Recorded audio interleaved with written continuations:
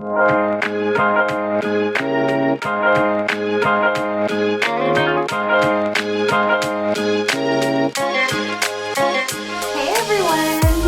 to Season 2. Season 2, Episode 1. We are Empowered Enneagram. My name is Monica LeBlanc.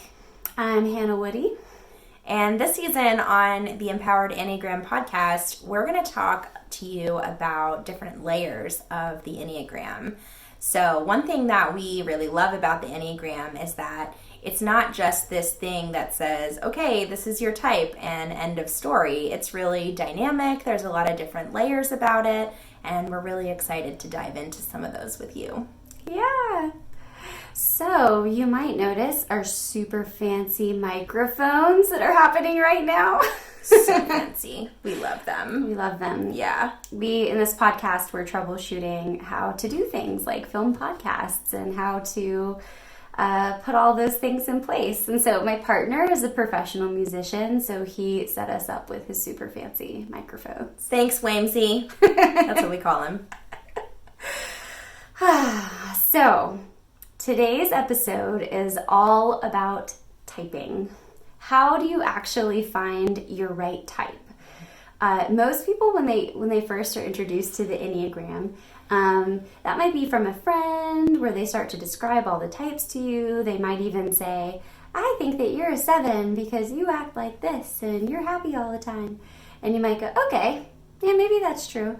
You also might be reading a book, going online and accessing the plethora of resources that are out there of information about the types. And even with all that information, typing can still be super duper tricky. Mm-hmm. Yeah, typing is really way more complicated than we tend to think that it is. You know, just because you relate to a meme on a meme page about Enneagram 4s, that doesn't mean that you are a 4. Right. Yeah. I hear a lot of people get confused by that. Almost like they have small bits of information about the types and they relate to it, which is wonderful. It's wonderful that you relate to it and that's self-awareness, but that doesn't mean that you're that type. Types are really a grouping of a core pattern of the way that you feel, the way that you tend to think, and the way that you tend to behave. It's all about a pattern. It's not that, one time I got really angry and I had to stand up for myself and I felt like I was an 8. And so that must mean that I'm an 8. No, it doesn't quite work like that. I think I probably was an 8 in that time that I was telling you guys about, but I remember that time when you were really angry. It doesn't happen very often, but when it does. I know. She was super angry, but it was actually funny. It was not. It was because she's never like that. So it was funny. Thinking back on it, it's funny. It was not funny at the time, though. It was very serious. It's funny. Ay. Anyways. The point is that you can't take an isolated incident of your life and then translate that into a core pattern that is showing up in all of these different layers and all of these different ways. You can't say, because I, slammed my phone on the ground and got kicked out of Verizon that one time, that means that I'm an 8. That's not necessarily how it works. Right.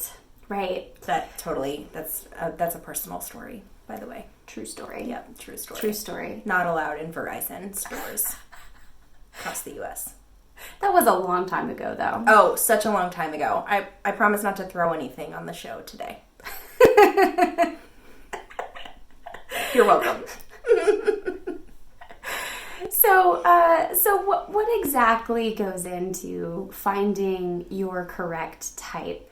I want to say, before we dive into that it is okay if you don't have your right type yet. It's also totally okay if you spend years thinking you're one type, and then lo and behold, you gather some new information or gain some new insight about yourself, and then you think, oh, I actually think I'm this type. Mm-hmm. It's all okay. The whole point of the Enneagram is for self-awareness and self-work. And if you're using it for that, I think that there's a lot of benefit to using any type and like trying on that type to figure yourself out and to make your life better, improve your relationships. So something that's super cool about the Enneagram is that we all have all 9 types inside of us. We have, yes, you are a 9 and an 8 and a 1 and a 2. You have all of the types inside of you.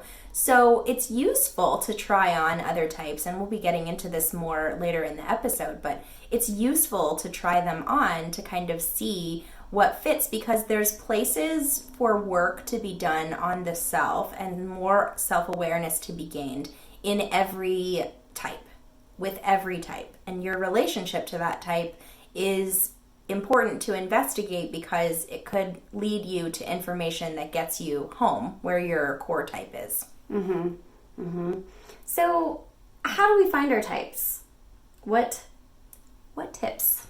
What tips do we have to offer you all? Yeah, so today Hannah and I are going to go over 10 tips for helping you find your type. And this information will be available on our website if you decide to go and subscribe to our newsletter. So you can actually get a free download, a free handout of all of this information. So for this episode, you can put your pen and pencil down, because it will be available for you on the website after this episode airs.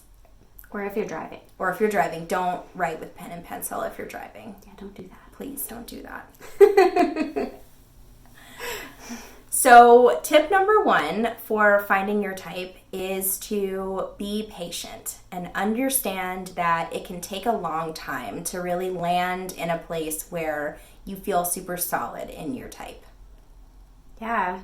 If you guys have listened to our previous episodes about how Monica and I both found our types, you'll know that it took me years to find my type of self-preservation 4.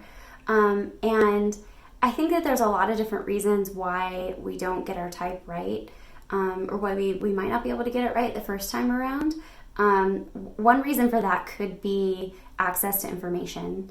Maybe you're not accessing the right type of information for you to really be able to identify the traits in yourself that really resonate with you when you're learning about the types. For example, for me, I didn't know that self-preservation 4 existed for the first, maybe 7-8 years that I knew about the Enneagram. So I don't believe I ever would have found my correct type if I didn't know about subtypes. The other thing that's important to remember is just that how information about ourselves unfolds in the time that we're ready to receive it.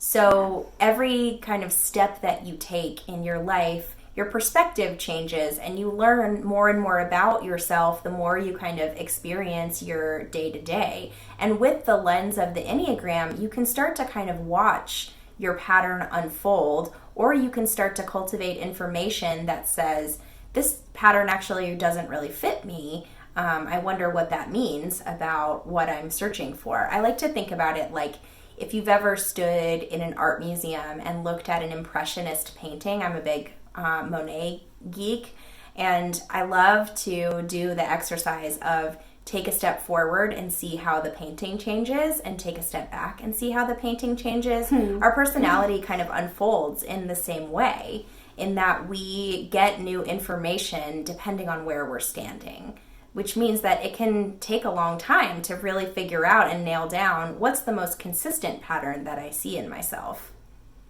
Yeah. And I want to add that when I was younger, I would have liked to know about the self-preservation 4 subtype, but there's a part of me that questions if I would have identified as that type back then. Because in order for me to identify as a self-preservation 4, I would have also had to own my shame and my feelings.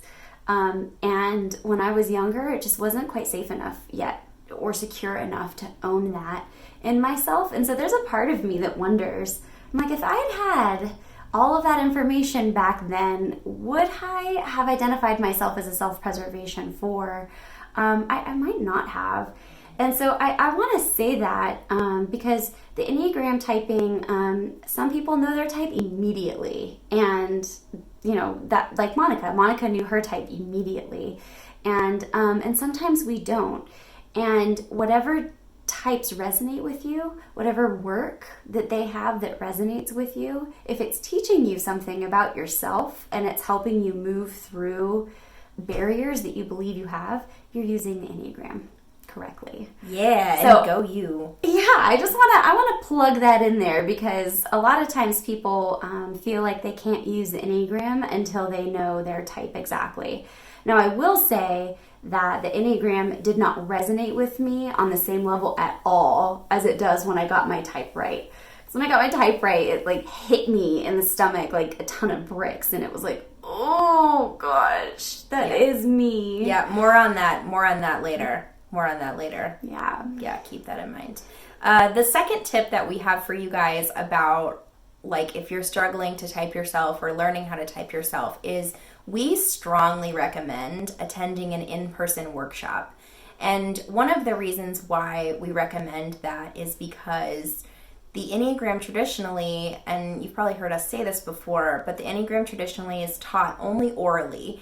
And the reason for that is because the potential to learn this information seems to catalyze or just become more available in community. There's something about being in a room with other people, learning and discussing and processing this information that seems to make it sink in better. Mm-hmm. I think it does. I think that when you're with a group of people, we tend to be a little bit more vulnerable than we are if we're just like at home watching a video or like reading a book or doing something like that. And then you also get the advantage of hearing other people talk about their type, and your perspective might change. You might think that you're a 5, but then when you have, someone in your group who's describing what it's like to be a 5 and their inner experience, you might think, wow, like I can relate to that, but that feels really different than me and how I would answer that question or how I feel about that. So I think it just adds this extra layer of knowledge that you get in community learning. Yeah. And then you're like watching other people learn about themselves and you're watching their process unfold, which can really inform your own process of like, oh, maybe I should ask myself that question, or how do I relate to that? And you get the double experience of learning the information while being with other people who are experiencing you, and they get to talk about your outward presentation and their experience of you if you're open to that, which again can be super uncomfortable and really, really vulnerable. So we're actually going to talk about other ways to learn your type if that feels like way too much, which I totally get. Yeah, but we do really recommend that model. There's if you're in our area in West North Carolina, we do live workshops. If you just get on Google and search for Enneagram teachers, there's a lot of us out there, and there's probably one near you in your area somewhere that's offering workshops or meetups or something like that. So that's a good way to access that. Yeah, we have the most fun in live workshops, y'all. Yeah, we really do. We're the funnest. So the third tip for you guys about finding your type that we recommend is pick up one of them big old Enneagram books. Stop using that as a doorstop. They're so big. Hello. They're like that thick. You can learn your Enneagram type and you can get real fit with that book. You can do your exercises while you reading. I don't like exercising and reading at the same time. I can't focus. Unless I'm reading some junk stuff that is just distracting me, I can't do too many things at once. But seriously, pick up a book and read. The Wisdom of the Enneagram by Riso Hudson is excellent. My favorite part about that book is that it really diligently describes how these types exist on a spectrum and a level of health. And so you get these little checklists on there that say, this is what you look like. This is what a type 7 looks like when they're really, really fixated. And this is what a type 7 looks like when they're really really healthy and not trapped by their fixation anymore. Word of warning though, the Enneagram is very dense. And a lot of times I find in the beginning of Enneagram books, there's like 3 or 4 chapters on the development of the Enneagram and the really deep, conscious, like spiritual aspects of the Enneagram. And I remember when I first started reading, I picked up, and I always start at the beginning of a book. It's like I feel like I go into my 1, I have to start at the beginning. Oh my God, I don't do that. I know, I can't get past that. I have to start at page 1. But if you're reading the Enneagram, you've got to get through a lot of dense information. When I first started reading it, I had to get a dictionary, and I was like looking up things on Google left and right because I was like, what does that mean? What is that word? So I just want to say that if you're also experiencing that, it's okay. Like, you're not, that doesn't mean that the Enneagram isn't for you. It just means that the Enneagram is a really deep, complex system that can go as far as you're willing to take it. And I will say that now I understand a lot of those concepts a lot more than I did when I was first reading, and that's just a result of learning. I've developed a schema for it now. Yeah, for sure. I'll also say that I think going to live workshops has really impacted my ability to get through that information. It just provides some kind of prompting for like things I don't understand, or it gives me kind of more of a framework. And because I did that, I have people that I can reach out to and be like, hey, what does this concept mean, or what's this about? So a book is a great way to get started, but understand that it's not the end-all be-all of learning material. Yeah.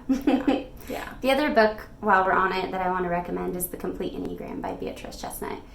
She explains things, I think, in a really digestible language and really easy to understand way. I really appreciate her writing style for that. We fangirl all over some B Chestnut. We love her. Oh my gosh.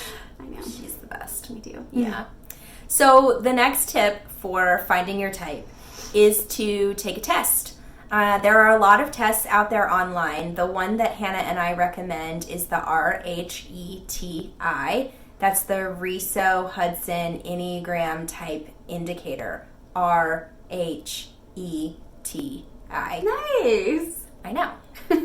So we recommend that test. It's really long, but it seems to be the best test out there in that it accounts for the most layers of the types. However, little word of warning, don't take your results as conclusive. Take it with a giant grain of salt. I've never ever gotten my type right on that test or any other test that I've taken. So don't rely on a test to tell you who you are. Only you know who you are. And I take the results. Actually, when you're taking the test, it's a tool that prompts you to reflect on yourself, prompts you to reflect on how you think, how you'd react in a certain situation. And I think that is a learning tool by itself is good if it's promoting self-reflection in that way, getting you to think. And when you get the results, it doesn't mean you're absolutely those types. And that one gives you a range of types. Mine always says that I'm 9, 2, and 6. 9, 2, and 6. I'm neither of those. Oh my gosh, that's so funny. I always get 2, 4, and 7. 2, 4, and 7. Mm-hmm. Mm-hmm. That makes sense. Yeah, doesn't it? Yeah, I can see why I would get those numbers. Me too. Yeah, I can totally see it. More on that later. Yeah, but just don't. The point of it is that use that information maybe as a starting point to start looking into those types and then asking yourself, okay, what do I really resonate with here? Does this feel true over most of my lifetime? My favorite typing tip is look at the type's self-work. Like, what is it that type needs to do to be healthier and to kind of free themselves from the type? If it's something that feels really easy to you, that's probably not your type. A really good example that I love to use is that a major self-growth tip for type 1s is to lean into looseness, to be silly, to like access their more childlike parts of themselves, to play, to have fun. And to other types, that self-work might seem dreamy. Like, ooh, I can do more of that. That would be like my dream assignment. I know. To like just go out into the world and do things that are only fun and like basically make my life full of cartwheels and unicorns.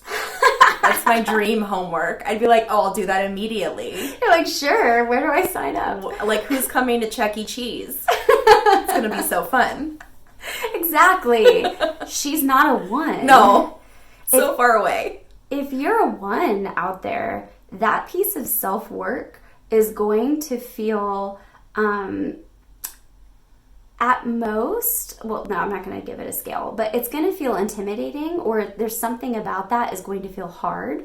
A lot of times when we think about the self-work that the Enneagram is suggesting, our fixated thoughts will start to fly up in the suggestion of that. And so for a type 1, it might be, oh yeah, sure, I love to have fun, but I'm going to have fun once I work all day and once I get all these things done. I'm going to have fun once I'm able to give myself permission to have fun.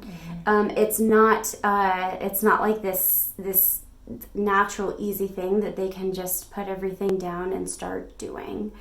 So that's just like that is my favorite how to type yourself tip, is looking at the work of the type and seeing how it resonates with you, and essentially, like, are you scared of that work, or does it intimidate you somehow, or does it feel really hard? Yeah, so this is actually, we're jumping a little bit ahead, but that's actually tip number 8, is to be present with discomfort. So typing yourself should not feel like a warm nap and hot cocoa. It should feel pretty uncomfortable. It should feel viscerally like standing out in the snow without a coat on.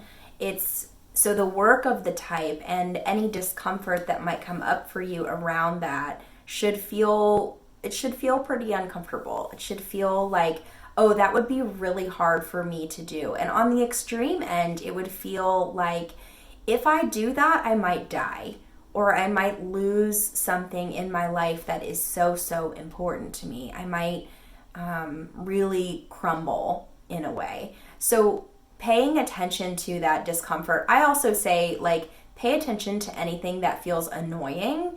So if a type comes up and someone is talking about traits of that type and you feel defensive or annoyed, pay really close attention to that, because that usually is an indication that they might be on the right track to touching something in you that's really uncomfortable to sit with. Mm-hmm.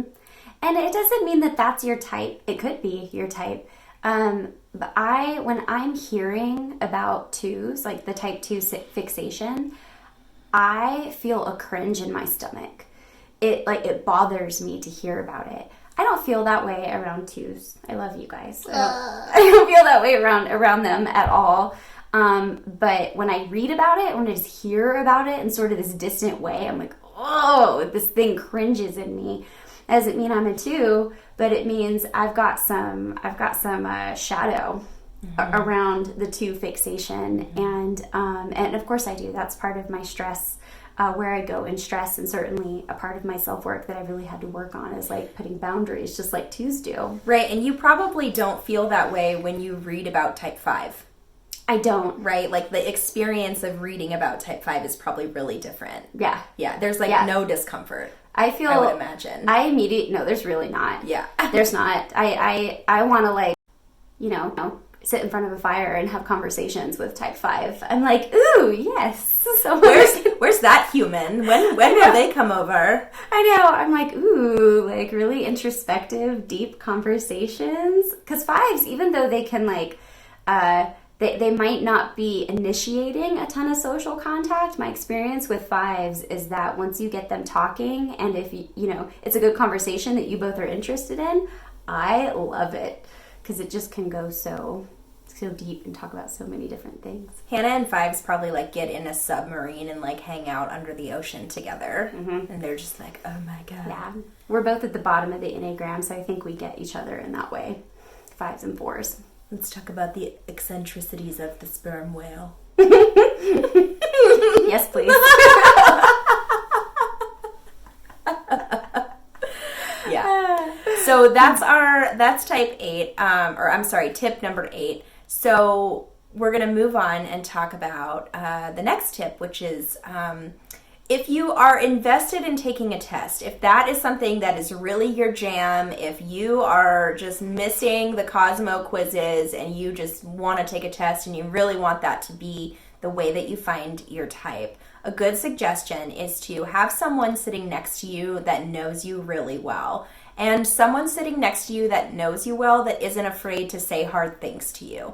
So if you have someone in your life that you really trust and that knows you really well, that can sit next to you and be like, yeah, I know that you think that you're on time, but you're actually late most of the time. Most of the places that you go, you're at least 5 to 10 minutes late, right? It's really helpful to have someone who can sit next to you and kind of call you on your self-reporting abilities, because that's the problem with the test, is that it's all based on self-report. And when we have blind spots, which the Enneagram alerts us to, it's hard for us to really know, like, do I actually do that, or is that the person that I wish that I was, or is that just the person that I am in this moment because I have something in my life going on that's making me behave in that way. So it's helpful to have someone who's sitting next to you that can be like, actually, you don't really do that.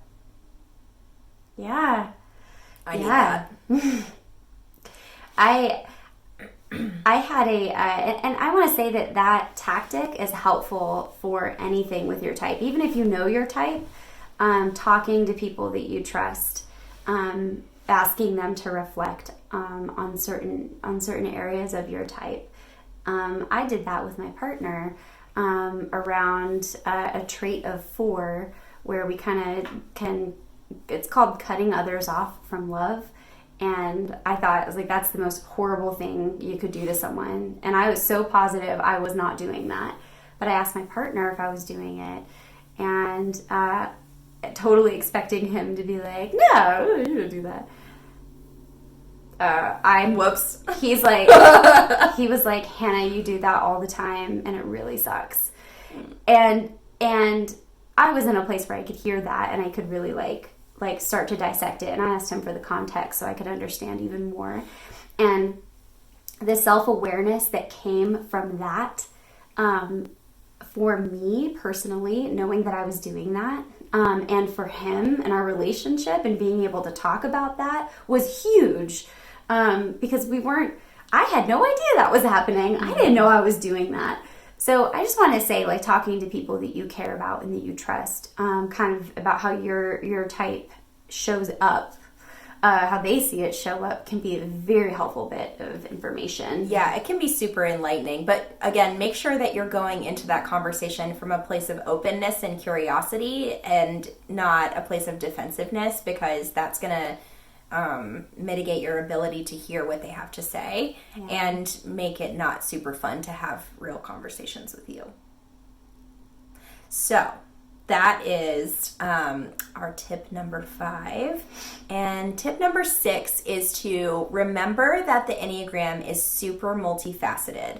So in this season of the podcast, we're going to be talking a lot about these layers, which include things like movement and wings and subtype and levels of health and energetics. So it's important to remember that the things that you're reading are not a 3-dimensional representation of the type.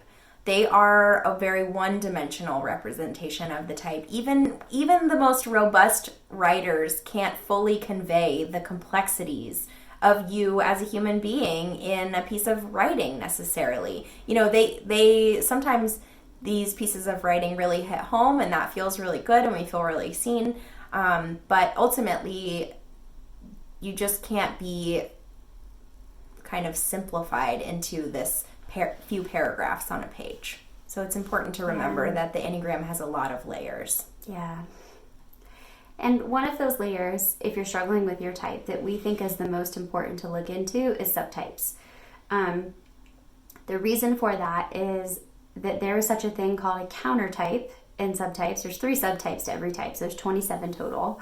has a lot of types. So many. So many. There's way more than just 9. And they're all distinctly different characters. They all have a lot in common, but on the surface, they don't look the same. And there's one of them, the counter type, that looks so different from the others that you probably won't even know that they're that type. So if you're feeling like you're not at home in any of the types, or you're choosing between a couple of them, look at subtypes and see what you think then. Stay tuned for this season. We go into subtypes. I think episode 2, probably, we talk about subtypes. So if you're interested in that, stay tuned. Dun, dun, dun. Well, I guess it's not dangerous. This should have been more like a drum roll situation. I don't know. Come up with a better sound effect. Yeah. So our next tip is to find some people who don't mind kind of jamming out with you. Go to a meetup, like have a conversation with your homies about the Enneagram, and have everybody over, make some margaritas or whatever it is you like to do, and just jam out with people and have conversations about I'm trying on this type today, or I think I'm this, and check it out with your friends. Make it fun. Yeah, because it really actually is a lot of fun. I have several groups of friends that when we get together and hang out, it's only a matter of time before the Enneagram comes up, and then we spend the whole rest of the hangout talking about the Enneagram. So fun. Yeah, so it's fun. It's a bit of an obsession. So fun. Yeah. So what else are other tips? So we went over a lot. Yeah. So the other thing is, if books aren't your jam, if you don't want to talk to humans, if workshops feel super scary, totally get all of that. Mm-hmm. Your other option would be to maybe try an e-course. So Hanna and I are producing an e-course for the Enneagram that is just the basics. It's about a little over an hour long, and it's chunked up into tiny little bits so you can digest it. So check out an e-course, check out a podcast. Those are great ways to learn also. Our e-course comes with some reflective exercises that are designed specifically for you to start learning more about your type. So check it out. Yeah. It's on the website. Questions that are designed to help you narrow down types too. Yeah.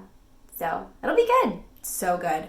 So the last tip that we have for you is probably our favorite tip, because this tip is have fun and play dress up. Remember when you were a little kid and you went into your mom's closet and you put on all her clothes that you weren't supposed to put on? I went into my dad's closet. He's Of course you did. He was a fireman, and so he had a really cool hat and these really nice coats. Yeah. I love that. I remember my mom had a couple of silky robes and stuff, and I just loved to put those on and pretend like I was the queen. One time I got in trouble because I used her super beautiful red lipstick and got it all over my face, and then she was like, "Did you use my lipstick?" And I was like, "No. No, I didn't. No, I didn't use it's your lipstick." It's still on your face. Yes. Yes. I didn't do it. Yeah. No, it wasn't me. It was not me. So playing dress up. So that means try on the type. Mm-hmm. So you don't have to commit I'm forever a type 2 forever and ever and ever. You don't have to do that right away. You can try on a type. You can play with the aspects of certain types. There are definitely, for me, the type that I go through periods where I just am in shame about being a 2, which is natural for 2s. And so in those periods, there have been times where I've been like, I'm a 7. I'm totally a 7, which I'm not a 7. As you can probably just ascertain from my talking style, my brain doesn't work quick enough. But there are a lot of things about 7 that really resonate with me. I am definitely very pleasure seeking. I only like to do things that are fun. I get easily frustrated with things that aren't fun, and I move on really quickly from those things. I tend to I can be kind of vivacious and energetic like a 7. I have a certain kind of bubbly, bouncy quality about me. So there's a lot of pieces of 7 that I identify with. And in fact, the work of 7 is something that I need to lean into, which is to be more in the moment and to do the hard things and to kind of climb the stair step of in the name of progress instead of rocket shipping to the end and just wanting the hard work part to be over. Which means that if I ever did really try on 7, I would probably really benefit from doing some of the work that 7s need to do.